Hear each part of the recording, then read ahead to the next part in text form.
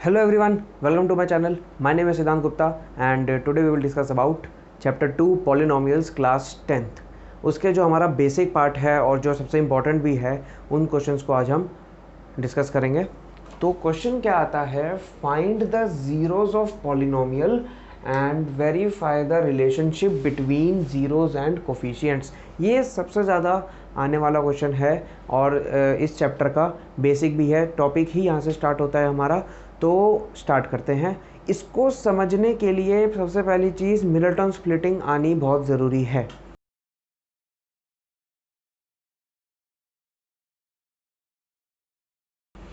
Clear. इसका example लेने से पहले मैं अपना एक मिल्टन स्प्लिटिंग आपको कॉन्सेप्ट बता देता हूँ होता क्या है।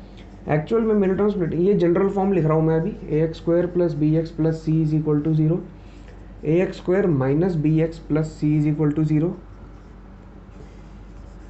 ax square minus B x minus C is equal to zero, ax square minus plus B x minus C is equal to zero. अब मैंने ये चार टाइप की जनरल फॉर्म्स लिखी हैं, मेनली तो ये होती है, बट मैंने चार टाइप की लिखी हैं जिसमें आपको थोड़ा सा साइन का डिफरेंस पता चल रहा होगा। कहीं पे प्लस है, कहीं पे माइनस है, कहीं पे दोनों माइनस है, कहीं पे दोनों प्लस है, कहीं पे ये कहानी लिखी हुई है यहाँ पे।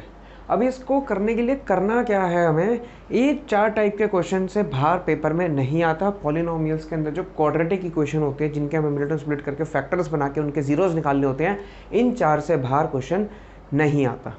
क्लियर। अब इसी के अंदर ही चेंजेस होते हैं, किसी के अंदर कांस्टेंट गायब कर देते हैं, किसी के अंदर एक्स वाला पार्ट गायब कर देते हैं, तो ये क्वेश्चन के चेंजेस होते रहते हैं। बट मेन जो हमारा मिल्टन स्प्लिटिंग का आता है, जिसमें मिल्टन स्प्लिटिंग करनी पड़ती है, तो उसके अंदर हमारे इन चार टाइप के क्वेश्चन आते हैं। और बनते कैसे हैं, जैसे मान लो मैंने एक लिख दिया x square minus 7x plus 10, x square plus 7x plus 10, x square plus 2x minus 1, x square minus 3x minus 1। इस तरह से आपको कोई भी क्वेश्चन दे देगा। यहाँ पर भी अब ज़रूरी नहीं है, यहाँ पर क्या है, यहाँ पे एक्स स्क्वायर का 1 ही हो या कुछ भी हो सकता है, 6x square minus 7x minus 3, इस तरह से भी हो सकता है। तो एनीथिंग, बस ये चीज़ है कि जो पैटर्न है ना, जैसे देखो यहाँ प्लस प्लस है तो यहाँ पर मैंने प्लस प्लस का क्वेश्चन लिखा हुआ है, यहाँ माइनस माइनस है, यहाँ पैटर्न मेरा ऑलरेडी माइनस माइनस का इंक्लूड होगा ये रहा। तो इसी तरह से ये पैटर्न सेम रहता है, क्वेश्चन थोड़ा सा डिफरेंट आता रहता है डिपेंडिंग अपॉन ये क्या दिए हुए हैं, इक्वेशन क्या दी हुई है। तो इनको समझने के लिए, मिल्टन स्प्लिट को समझने के लिए आपको ये चीज़ समझनी बहुत ज़रूरी है कि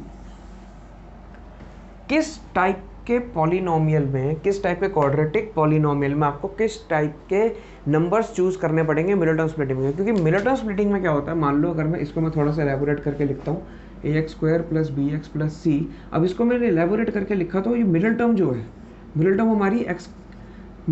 हमारी x का जो हमारा x वाला पार्ट होता है, एक्स स्क्वायर भी नहीं, कांस्टेंट भी नहीं, जो x वाला पार्ट होता है वो मिडल टर्म में आता है, बिल्कुल सेंटर में। इसको हमें स्प्लिट करना होता है इन टू पार्ट्स। करना कैसे होता है कि सबसे पहले हम जो कांस्टेंट होता है और ये जो एक्स स्क्वायर का कोफिशिएंट होता है, इन दोनों को मल्टीप्लाई करते हैं। मल्टीप्लाई करके कुछ नंबर आता है एंड ये एक बीच में नंबर होता है। मल्टीप्लाई करके मतलब ये प्रोडक्ट, और बीच में जो नंबर होता है वो सम। ठीक है, तो हमें क्या करना होता है, जो मल्टीप्लाई करके नंबर आता है, अब हमें ऐसे दो नंबर्स चूज करने हैं जिनको मल्टीप्लाई करके ये आए और प्लस करके ये आए। ठीक है, मैंने दो कैटेगरीज में लिखा हुआ है इसको। ये वाला जो होता है वो हमारी सम की कैटेगरी होती है, और ये वाली जो होती है वो हमारी डिफरेंस की कैटेगरी होती है। सम की कैटेगरी कौन कौन सी होती है, जिसमें दोनों प्लस और पहला माइनस दूसरा प्लस होता है। दोनों प्लस के अंदर जो हमारे नंबर्स आएंगे वो दोनों प्लस के होंगे, पॉजिटिव होंगे। पहला माइनस और दूसरा प्लस, ये कंपलसरी है, हमें नंबर्स लिखने ही इस तरीके से हैं मिल्टन स्प्लिटिंग में। जब मैं एग्जांपल करूंगा तो आपको और अच्छे से क्लियर हो जाएगा। जब पहला माइनस और दूसरा प्लस होगा तो हमें दोनों माइनस के नंबर लेने हैं। जब दोनों प्लस के होंगे तो हमारे नंबर भी प्लस के आएंगे। जब पहला माइनस, कंपलसरी, जब पहला माइनस और दूसरा प्लस का होगा तो हमारे दोनों माइनस के आएंगे, क्योंकि प्लस प्लस भी हम सम करते हैं, माइनस माइनस भी हम प्लस ही करते हैं, बट साइन माइनस का होता है, ऑलरेडी यहाँ पे है। अब ये डिफरेंस का क्या सीन है, यहाँ पर ये सीन है कि जो पहला माइनस दूसरा, दोनों माइनस है और एक प्लस और एक माइनस है, पहला प्लस और दूसरा माइनस। एक प्लस एक माइनस इसमें भी है, बट इसमें पहले माइनस है दूसरा प्लस है, इसलिए सम। यहाँ पहले प्लस है बाद में माइनस है, इसलिए डिफरेंस। तो इन दोनों में क्या होता है, इन दोनों में एक नंबर प्लस का होता है और एक नंबर माइनस का होता है, कंपलसरी है। अब ये डिसाइड कैसे करेंगे ये कौन सा नंबर प्लस का होगा कौन सा माइनस का होगा, ये डिपेंड करेगा बीच वाले नंबर पे। अगर बीच में माइनस का साइन है तो इन दोनों में से जो भी बड़ा नंबर होगा उस पर माइनस का साइन, अगर बीच में प्लस का साइन है तो इन दोनों में से जो भी बड़ा नंबर होगा उस पर प्लस का साइन। ये है पूरी कहानी मिडिल टर्म की कि हमें किस तरह से मिडिल टर्म स्प्लिटिंग करनी होती है। अब मान लो मैंने एक क्वेश्चन लिखा x square minus 7x plus 12। अब इस क्वेश्चन को इन चारों में से कंपेयर करो कि ये किस टाइप का है। टाइप मतलब साइन देखो सबसे पहले, माइनस प्लस, इसका मतलब ये वाला है, सम की कैटेगरी में आएगा। और माइनस प्लस वाले में जो भी हम दो नंबर्स चूज करेंगे वो दोनों नेगेटिव होंगे। और उससे भी पहले ये देखो कि ये प्रॉपरली अरेंज होना चाहिए, प्रॉपरली अरेंज्ड होना चाहिए। अगर अरेंज्ड नहीं होगा तो आप मिडिल टर्म स्प्लिटिंग नहीं करेंगे। अरेंज का मतलब सबसे पहले सबसे बड़ी डिग्री वाला नंबर, फिर उसके बाद उससे छोटी डिग्री वाला और लास्ट में कांस्टेंट। अगर ये इस फॉर्म में है तो ही आप मिडिल टर्म स्प्लिटिंग स्टार्ट करेंगे, नहीं तो पहले आप उसको अरेंज करो। अगर ये लिखा होता इस तरह से 12 minus 7x plus x square, तो मैं यहाँ से मिडिल टर्म स्प्लिटिंग स्टार्ट नहीं करूँगा, मैं इसको लिखूंगा पहले x square minus 7x plus 12। Clear? तो पहले अरेंज करना है आपको, उसके बाद ही आगे का क्वेश्चन सॉल्व करना है। तो मैंने आपको ये बता दिया कि ये कौन सी टाइप है हमारी, ये है हमारी सम की टाइप है जिसमें हमारे दोनों नंबर्स माइनस माइनस। अब दोनों नंबर्स का सीन क्या है वो आपको यहाँ अच्छे से क्लियर हो जाएगा। एक्स स्क्वायर के साथ कोई कोफिशिएंट नहीं है, इसका मतलब क्या है 1। जब भी किसी वेरिएबल के साथ कोई कोफिशिएंट प्रेजेंट नहीं होता तो हम उसके अंदर 1 अज्यूम करते हैं। जब कोई वेरिएबल ही प्रेजेंट नहीं होता तो उस केस में उसका कोफिशिएंट 0 माना जाता है, याद रखिएगा। अगर मान लो यहाँ पे 7x नहीं होता, सीधा लिखा होता एक्स स्क्वायर प्लस 12। अब मैं पूछूं कि x का कोफिशिएंट क्या है इसमें, तो इस केस में x का कोफिशिएंट 0 है क्योंकि x प्रेजेंट ही नहीं है। तो अगर मैं यहाँ पे x लिख दूं, x प्रेजेंट तो है बट इसके साथ कोई कोफिशिएंट नहीं है तो ये 1 माना जाएगा। जब x प्रेजेंट ही नहीं है तो 0 माना जाएगा। समझ गए? तो अभी मेरा एक्स स्क्वायर के साथ कुछ भी नहीं था तो मैंने 1 लिखा, ये क्वेश्चन था मेरा। अब करना क्या है, जो एक कांस्टेंट नंबर है उसको 1 से मल्टीप्लाई करना है। तो 12 इंटू 1 हो गया मेरा 12, और बीच में क्या है -7। तो मेरे को ऐसे दो नंबर्स चूज करने हैं जिनको मल्टीप्लाई करके 12 आए और ऐड करके -7 बने। ऐड करके -7 का मतलब, क्योंकि मेरे दोनों नंबर माइनस के होने चाहिए इसलिए माइनस माइनस प्लस हो जाएगा। तो करना क्या है, कोई नंबर सोचो जिनको मल्टीप्लाई करके 12 आता है। अच्छा 12 कब कब आता है पहले वो सोचेंगे। 1 इंटू 12 12 हो गया, फिर 2 इंटू 6 12 हो गया, फिर 3 इंटू 4 12 हो गया। ओके 1 इंटू 12 के अंदर अगर मैं ऐड करूंगा दोनों को तो 13 बनेगा, क्योंकि मेरे को ऐड करना है, सम का केस है ना, ऐड करना है तो 13 बनेगा, कैंसिल। फिर 2 और 6 की बात आती है, तो 2 और 6 को ऐड करूंगा तो 8 बनेगा, बट मेरे को चाहिए 7, उसको भी छोड़ दो। फिर आता है 3 और 4, तो मेरे दो नंबर हो गए 3 और 4। और यहाँ पर इस रूल के हिसाब से मेरे पास दोनों का माइनस होने चाहिए, तो मैंने इसमें माइनस लगा दिया, इसमें माइनस लगा दिया। अब मैं करूँगा middle term split, x square minus 3x minus 4x plus 12। मैंने कर दिया middle term split, middle term की स्प्लिटिंग कर दी, मतलब दो पार्ट्स में उसको डिवाइड कर दिया। अब क्या करूँगा, ये वाला पार्ट और ये वाला पार्ट, इसमें से क्या कॉमन है, एक्स स्क्वायर और 3x में से x कॉमन आ गया, अंदर बचा x माइनस 3। फिर आ जाएगा यहाँ से अच्छा ये साइन एज इट इज उतार दो नीचे, इसकी कंफ्यूजन ही नहीं रखनी, ये जो लिखा है वहीं उतार दो। अब 4x और 12 में 4 कॉमन आ रहा है, अंदर बचा x।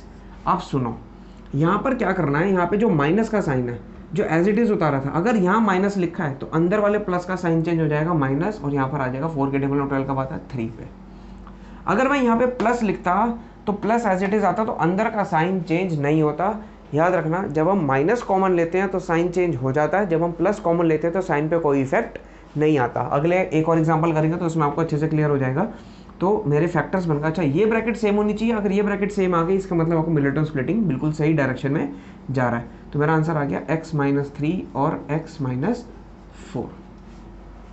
ये मेरा फाइनल आंसर हो गया। अभी सॉरी, ये मेरे अभी फैक्टर्स बने हैं। अभी मैंने आपको सिर्फ मिडल टर्म का पूरा कॉन्सेप्ट एक्सप्लेन किया है कि किस टाइप का क्वेश्चन आता है तो हम किस टाइप को यूज़ करते हैं। तो ये मेरा बन गया यहाँ तक, ठीक है। ये एक एग्जांपल लिया मैंने। अब मैं क्या करता हूँ, यहाँ पर इसको प्लस कर देता हूँ और यहाँ पे नंबर चेंज कर देता हूँ।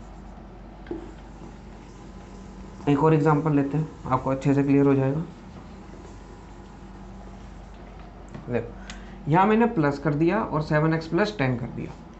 अब क्या है यहाँ पे, इस नंबर को और इसको मल्टीप्लाई करना है, तो कांस्टेंट और x² का कोफिशिएंट मल्टीप्लाई करा 10 और बीच में है 7। अब मेरे को कोई दो ऐसे नंबर चूज करने हैं जिनको ऐड करके 7 बने और मल्टीप्लाई करके 10 बने। दूसरा ये प्लस प्लस का केस है, दो प्लस प्लस का केस मतलब सम का केस, इसलिए मैंने एडिशन पहले ही बता दिया, तो मेरे दोनों नंबर पॉजिटिव होंगे।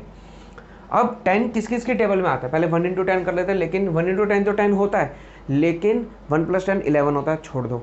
फिर 2 × 5 10 होता है, ये लो यही सेकंड हमारे उसमें आ गया 2 और 5, तो +2 + 5। अब मैं इसको स्प्लिट कर दूंगा, x² + 2x + 5x + 10, ये मैंने स्प्लिट कर दिया, तो x कॉमन आ गया इसमें से, अंदर बचा x + 2 प्लस यहाँ से ये देखो, अब मैंने एज इट इज़ प्लस उतार दिया, अब इन दोनों में से 5 कॉमन आ गया, तो अंदर बचा x + 2।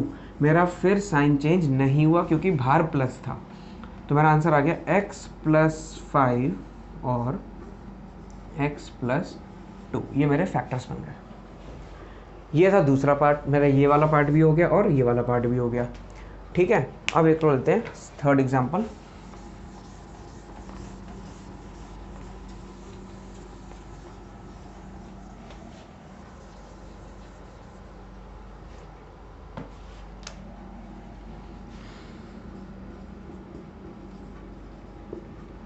x² + 2x - 1।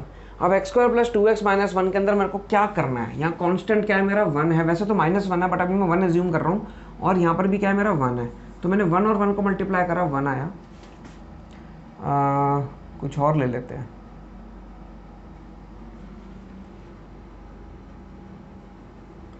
x² + x - 2 ले लेते हैं। तो अब मैंने 2 और 1 को मल्टीप्लाई करा तो मेरा 2 आया, और बीच में क्या है, यहाँ पे x के साथ कुछ भी नहीं है, 1 है तो 1। तो इसका मतलब सबसे पहले हम टाइप देख रहे थे, टाइप क्या है, टाइप है हमारी प्लस और माइनस वाली। तो कहाँ है हमारी प्लस और माइनस, कौन से कंडीशन में आ रही है, कैटेगरी में आ रही है, डिफरेंस की कैटेगरी में आ रही है। इसका मतलब हमें कोई ऐसे नंबर सोचने हैं जिनको मल्टीप्लाई करके तो 2 आए बट सब्ट्रैक्ट करके 1 आए। ऐसे कौन से नंबर हैं जिनको मल्टीप्लाई करके 2 आए बट सब्ट्रैक्ट करके 1 आए, 2 × 1 = 2, 2 और 1, तो मैंने ऑलरेडी लिखे ही हुए हैं, तो 2 और 1 मैंने ले लिया। अब इस केस में क्या होता है, एक नंबर प्लस का और एक माइनस का, वो मैंने क्या बताया था, बीच वाले नंबर पे डिपेंड करता है कि किस पे प्लस आएगा किस पे माइनस आएगा। बीच वाला नंबर क्या है हमारा, प्लस का, तो बड़े नंबर पे प्लस का साइन, और जो दूसरा नंबर है ऑटोमेटिकली उस पर आ जाएगा माइनस का साइन, तो मेरा आ जाएगा x² - 1x + 2x - 2, ये बन गया। अब इसमें से क्या कॉमन आ गया, x ब्रैकेट में बचा x - 1 plus as it is उतारा मैंने। अब इसमें से क्या कॉमन है, 2, अंदर फिर देख लो x - 1, अपने आप ही साइन चेंज नहीं होगा और दोनों ब्रैकेट सेम आएंगी। अगर सेम नहीं आ रही इसका मतलब आपने कुछ गड़बड़ करी है नंबर्स चूज करने में या साइन डालने में, तो वो आपको चेक कर लेना चाहिए। आपकी ये दोनों ब्रैकेट सेम आनी चाहिए, तो मेरा आंसर बन जाएगा x + 2 और x - 1। क्लियर। एक चीज़ और हिंट दे देता हूँ कि आपको पता कैसे चलेगा कि आपका आंसर सही डायरेक्शन में जा रहा है। जो भी आपने नंबर्स चूज करे हैं, मान लो मैंने सबसे पहले 2 माइनस के लिए थे, तो मेरा बना था x - 3 और x - 4, दोनों मेरे माइनस के बने। फिर जब मैंने नंबर्स लिए थे अगली बारी 5 और 2, तो मेरा बना था x + 5 x + 2, तब भी मेरे दोनों प्लस के बने। अब मैंने एक नंबर लिया, एक प्लस का और एक माइनस का नंबर लिया है, तो मेरा बना एक प्लस का और एक माइनस का। सिमिलरली जब मैं लास्ट वाला करूंगा उसके अंदर भी मेरा एक प्लस का बनेगा और एक माइनस का बनेगा। समझ आई? तो इससे हमें ये समझ आ जाएगा कि हमारा आंसर सही डायरेक्शन में जा रहा है। ओके, तो यहाँ तक तो कहानी थी पूरी मिरर टर्म स्प्लिटिंग की। क्लियर हो गई बात? इसके बाद हम कंटिन्यू करेंगे इसके साथ, find the zeros of polynomial and verify the relationship between zeros and coefficients. Mirror term splitting समझ में आ गया? इससे रिलेटेड या किसी और टॉपिक से रिलेटेड आपको कोई भी डाउट हो तो आप मेरे को बता सकते हैं कमेंट सेक्शन में। मैं ट्राई करूँगा उसकी एक सेपरेट वीडियो ले आऊँ। क्लियर? Thank you.